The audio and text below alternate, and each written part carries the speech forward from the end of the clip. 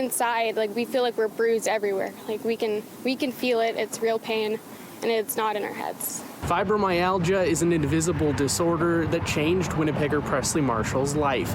She's sharing her story in hopes that Canadians who suffer in silence seek the help they need. When I wake up, I'm extremely tired every day. That causes stress throughout the day, and stress triggers fibromyalgia, giving me pain. And while pain is different for everybody, for me personally, it feels like I'm being electrocuted. It's like electric shocks all the way through my body, like every part of my body, like even my gums, my eyes, my ears, my feet. And so that just goes on and off all day.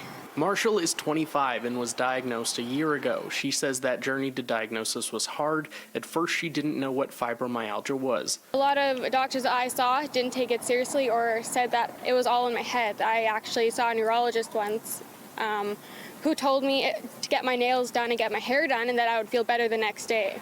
So I left pretty upset, and I actually, that month, I got my hair done, my nails done, I got a massage, I got a facial, and I still felt awful. Marshall says she waited 6 months for that appointment with a neurologist and was feeling helpless. Even friends couldn't understand her internal pain that was gradually worsening, from experiencing pain once a month to 30 times a day. You seem good to me.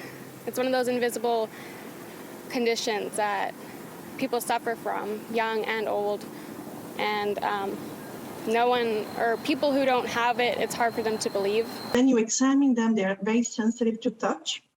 If you palpate them, if you press, like even a hug hurts. Dr. Andrea Ferlin is a professor of medicine at the University of Toronto. She says fibromyalgia is actually very easy to diagnose, but a lot of physicians don't get the proper training about this disorder in school. Dr. Ferlin has trained 600 physicians in rural Ontario to detect the disorder over the past 8 years and says the best doctor to see is your family doctor. She says if you experience any symptoms, don't wait to get checked out. The more you delay the diagnosis and the treatment, this pain system gets more and more dysfunctional. So if it takes too many years for you to diagnose, you already missed 15 years that you could have fixed the pain system. May is Fibromyalgia Awareness Month, and Marshall has a simple message for those who may be dealing with symptoms or diagnosis of the disorder. Don't give up.